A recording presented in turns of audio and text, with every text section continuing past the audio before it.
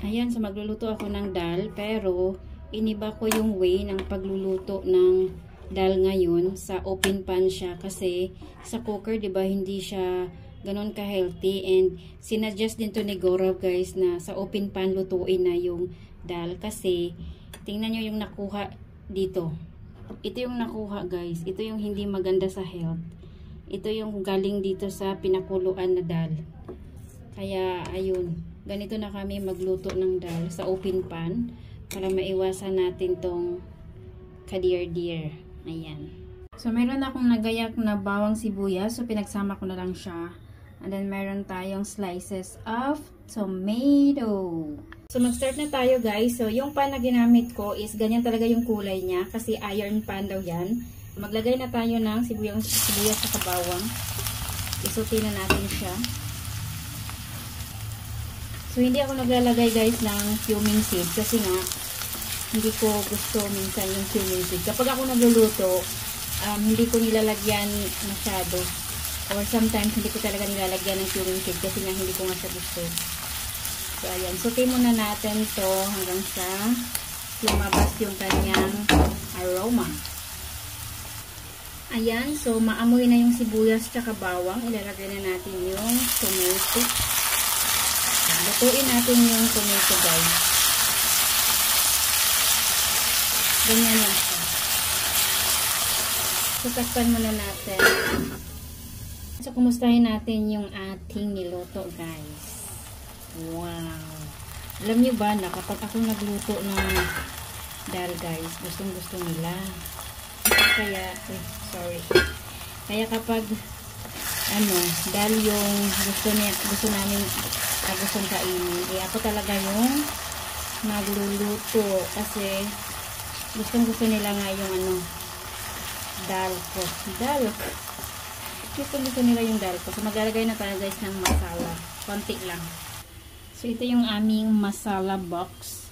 Konti na lang yung asin, dania, chili, and turmeric. So, dito sa India, guys, mahilig silang maglagay ng turmeric sa lahat ng mga pagkain. Kaya, yellow palagi yung mga pagkain nila. So, maglagay na tayo. Ang dami nating hanash. Saring. So, maglalagay tayo ng konting danya lang here. Yan. Lagyan natin ng konti. Konti.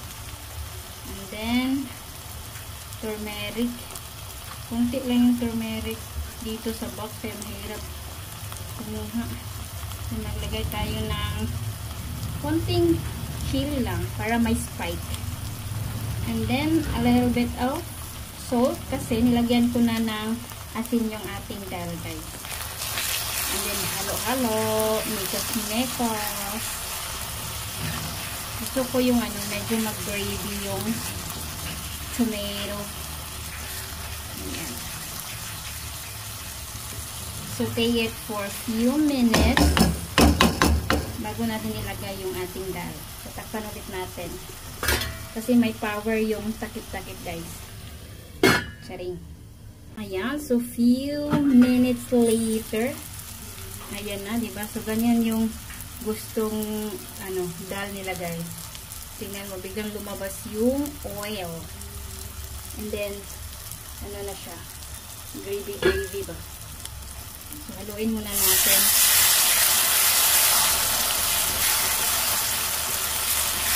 Diba?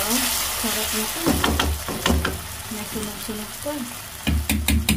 And then, it's time to add the dal. Wow, dami. Dami talaga siya, guys, kasi dal rice yung kapartner nito.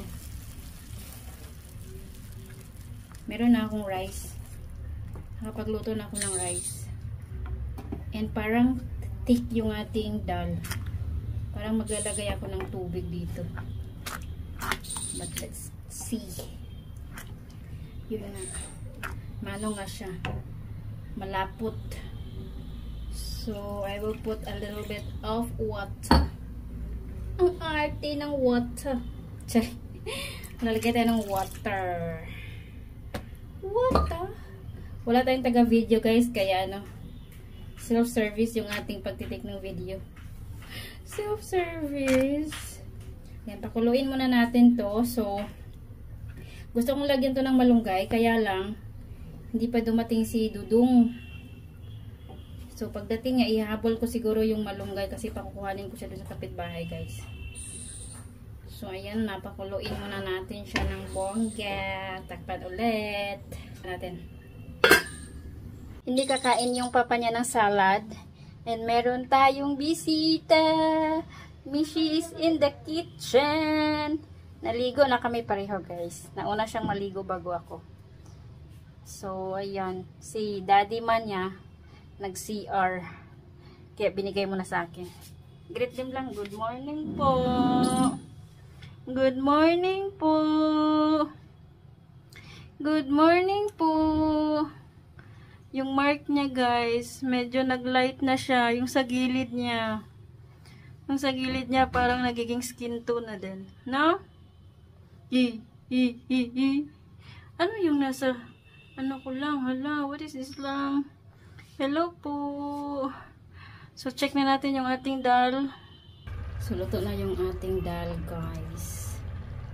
Ayan. So, that's it. Tingnan na siguro, guys, at kinuhanan niya na ako ng malunggay sa kapitbahay. So, ihahabol ko to sa ating munggo, pampagatas. So, inon ko muna yung gas, guys, kasi nga, ihahabol ko yung malunggay. Para dumami yung ating gatas. Ayan. Diba? Ito yung lagi kong kinakain almost everyday talaga. Minsan yung maraming soup. Pero this time, ganito yung pagkaluto ko kasi nga kami lahat kakain. Pag ako lang yung kakain, yung very soupy siya. Ayan, pakuluin lang natin. So, kumulo na siya. Papatayin na natin siya. And then, mainit naman to kaya maluluto pa yung malunggay.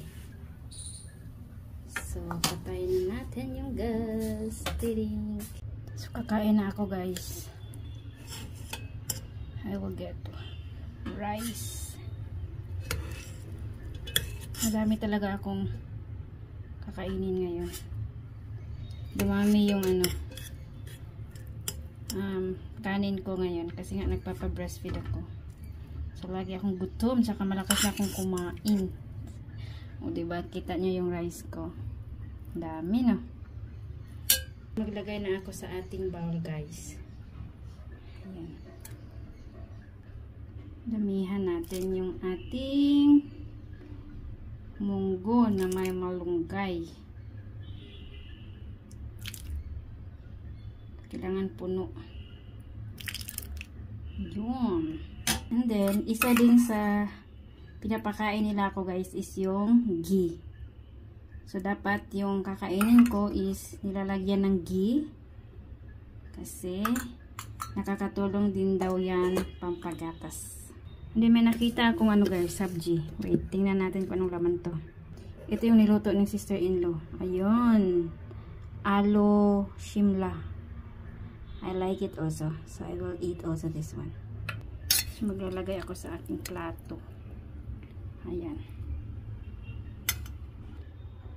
Favorite ko din to, guys. Yung ganitong luto na alo shimla. So, ito yung pagkain ko. Kain muna ako. Kain tayo.